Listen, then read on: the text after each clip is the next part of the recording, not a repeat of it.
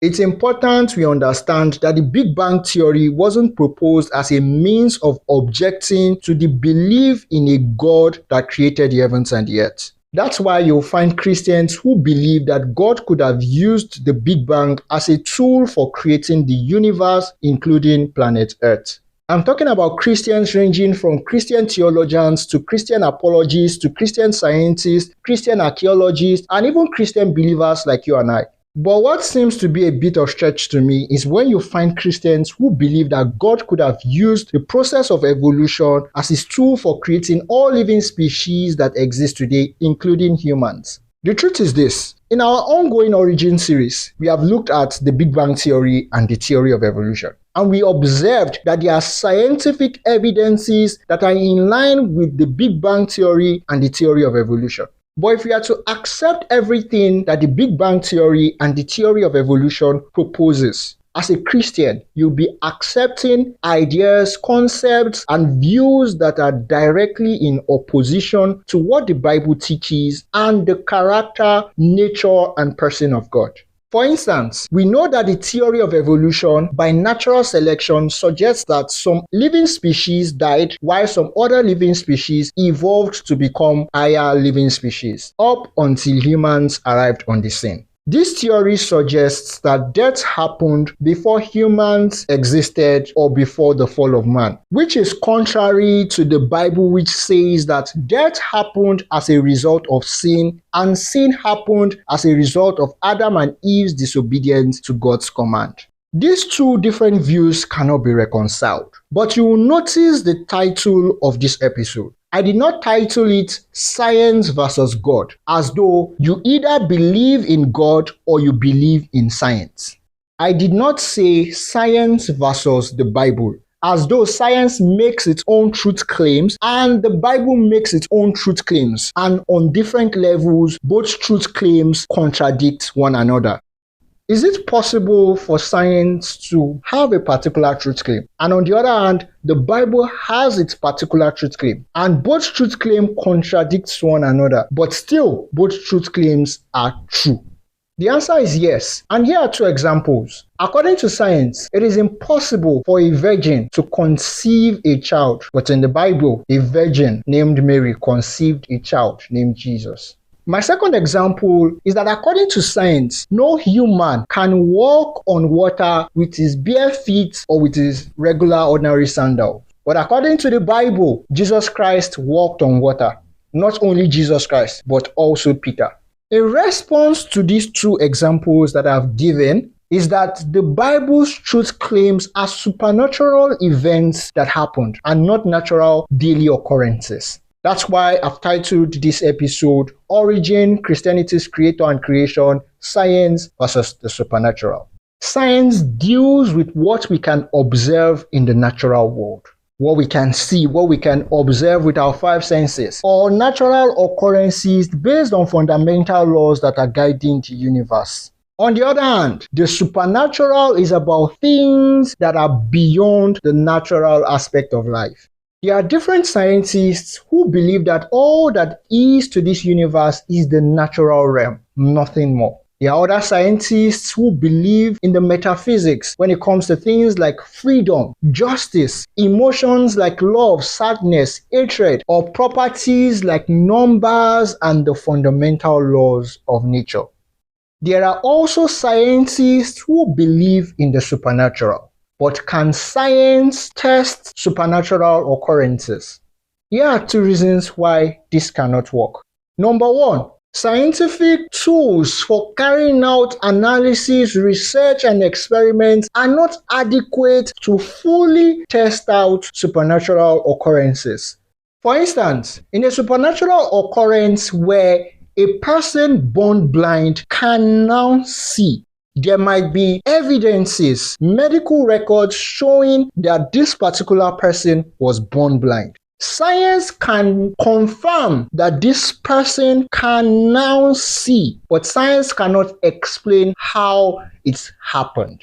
It might have happened because this person was prayed for, but science cannot explain why this particular person's prayer was answered and not someone else who prayed a while back. It might be because this person suddenly has the faith to believe that he would receive his sight. But science cannot measure the magnitude of the person's faith that allowed for them to receive their sight. The second point is that no human is in absolute control of the supernatural. In science, experiments have to be carried out over and over again for analysis to be done and reliable conclusions made. But what happens where a person cannot command the supernatural to happen at whim in order to carry out meaningful analysis? It becomes difficult for science to understand the supernatural. Understanding and believing in the supernatural requires faith or supernatural occurrences that are backed up by scientific, historical, or other forms of evidences, like the medical records of someone who was born blind but can now see, or medical prognosis of someone with a terminal illness who is now completely healed from that illness, or an historical record of a man named Jesus Christ who was crucified, died, and resurrected after 3 days. Believing in the supernatural requires faith and accepting the current evidences that are available. Right now, let's go and examine the creation narrative as recorded in Genesis chapter 1 and 2. Does the scientific evidences currently available today completely disproves the creation narrative, or is there a supernatural aspect to the creation of the world and everything that exists today, including life? Welcome to AJ Sports with Ezekarel, an apologetics podcast where you grow in the right knowledge, build solid convictions, and be equipped to effectively defend the truths of your faith as a believer. AJ Sports stands for Apologetics for Jesus podcast. We look at different topics from various perspectives, including the Bible's perspective. Remember, it's not just about gaining knowledge, but how you effectively practice the knowledge that you have gained as you go out there to share your faith with others. It's time to get equipped. In an earlier episode, Origin, Christianity's Creator and Creation, a guided walkthrough of Genesis chapter 1, I gave about 2 currently known scientific evidences that seem to contradict or disprove the creation narrative. But in today's episode, we are going to see over 10 currently known scientific evidences that you might think disproves or contradicts the creation narrative as recorded in Genesis chapter 1 and 2. Let's start with the scientific evidences supporting the Big Bang Theory. According to science, our universe is currently expanding at the rate of 67 to 74 kilometers per second per megaparsec. That's a very fast acceleration speed. And this is a proof that our universe could probably have started expanding from an initial hot dense point of singularity. What if our universe did not start expanding from an initial hot dense point of singularity, but from an initial state in which God designed the universe and created all the galaxies and other planetary bodies which were in a static position? And then after a while, God set everything in motion, which also includes the expansion of the universe.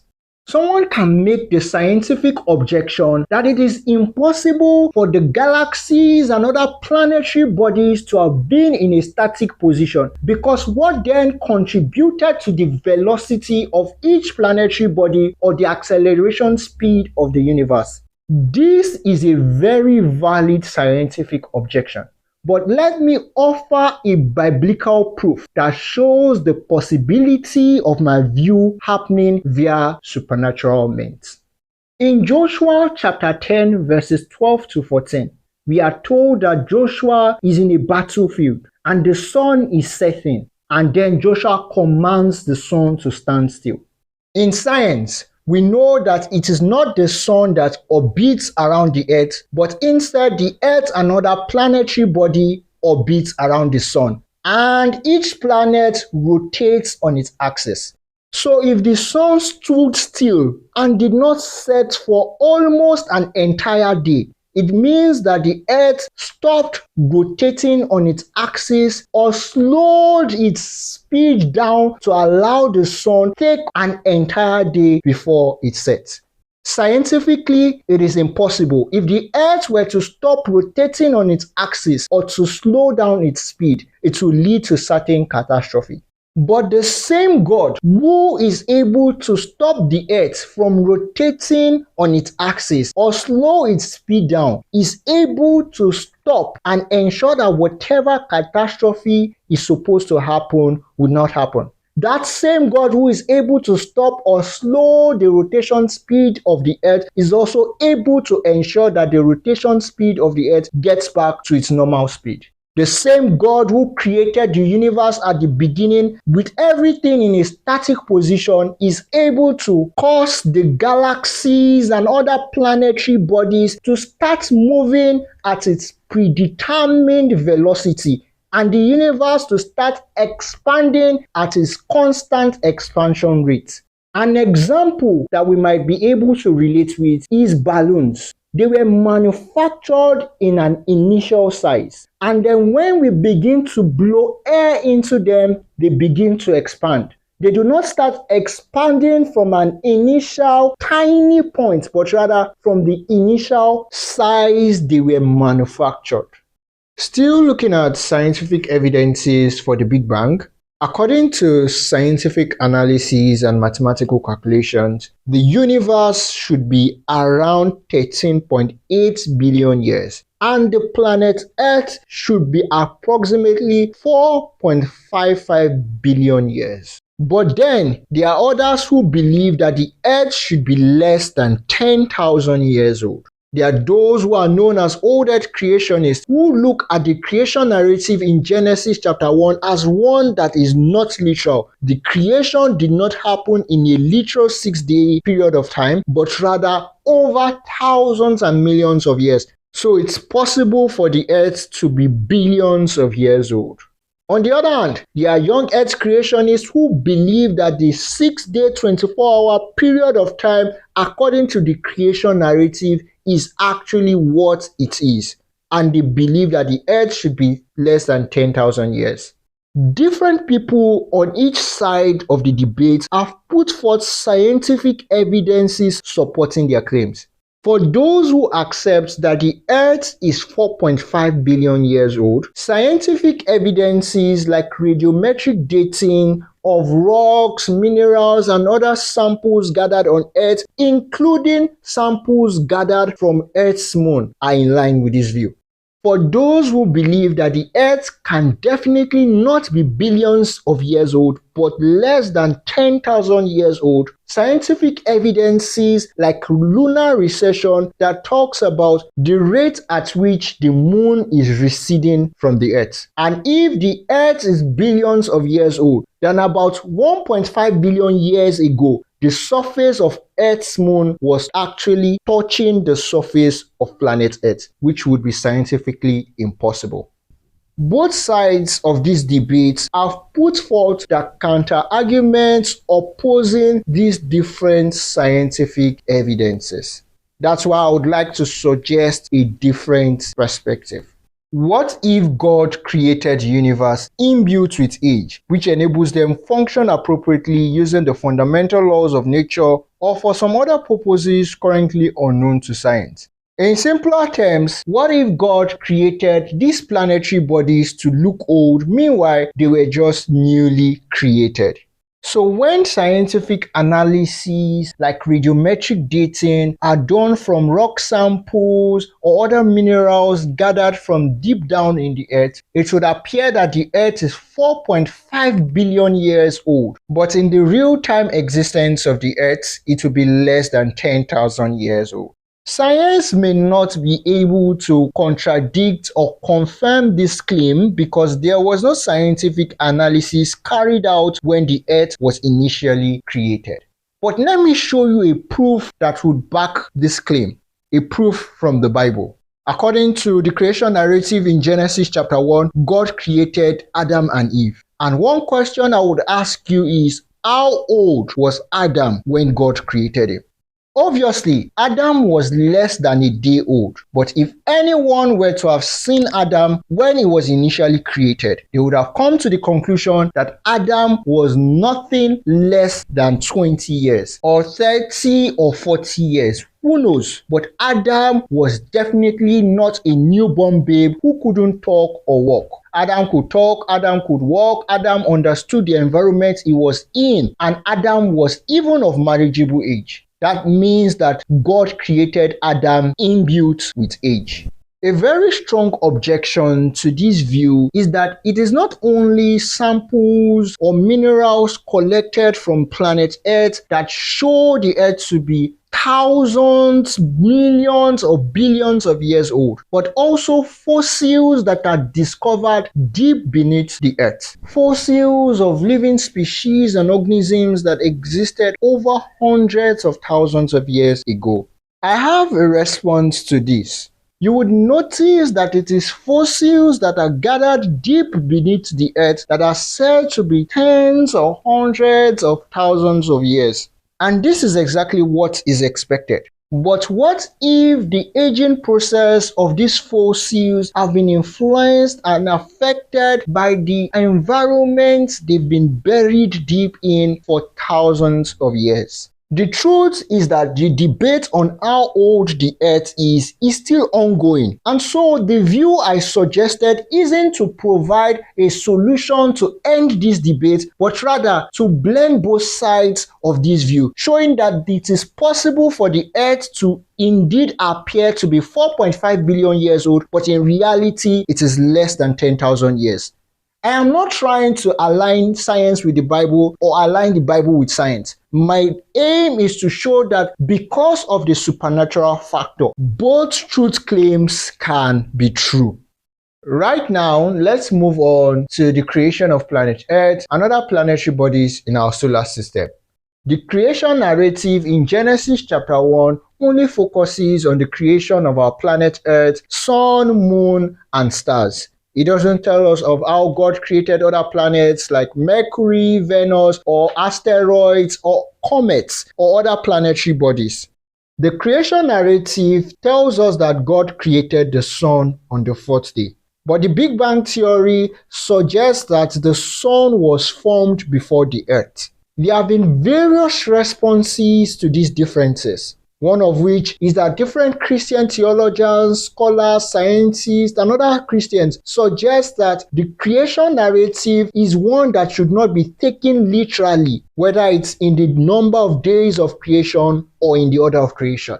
I have given different reasons to why I object to this view, and here are two more reasons. Number one, there are other ways the creation narrative could have been recorded without having to break the creation down into days or giving an order to it. And we see some example of this even in the scriptures when you go to the book of Psalms. Psalms 104 is a very good example. My second reason is that it is most likely impossible or improbable that Moses, the author of Genesis, who had a deep reverence for God, would write severally in Genesis chapter 1, and God said, when God never said.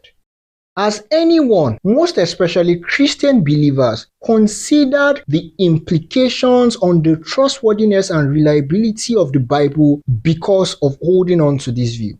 Now, on the other hand, some other people try to explain these differences by saying that God did not actually create the sun on the fourth day, but on the first day when God said, "Let there be light." So when God said, "Let there be light," He created the sun and probably all the other galactic or planetary bodies in the universe. But in an earlier episode, I've given my response to why the light here most likely did not refer to the sun or some other illuminating planetary body out there in space. Also, when reading in context of Genesis chapter 1, it will be quite clear that the light did not refer to the sun. However, recently I had an explanation given by a Christian theologian, and here's how I explained it. He said, when you read Genesis chapter 1 verse 1, in the beginning, God created the heavens and the earth. This implies that God first of all created everything in space, all the planetary bodies, the galaxies, before coming to focus on creating the earth. That's why it mentions the heavens before mentioning the earth. And it goes on to explain that the sun was already in existence, but the light from the sun wasn't reaching the surface of the earth. And on day 4, God is now assigning a purpose to the sun for signs and seasons. But here's the thing, if evening and morning were already going by, because evening and morning was the first day, evening and morning was the second and third day, it means that the earth was already rotating on its axis. And if the sun was already in existence, it means that the sun was already fulfilling its purpose in being for signs and seasons, day and night. Why then would God be assigning a purpose to the sun on the 4th day if the sun was already fulfilling its purpose right from day 1?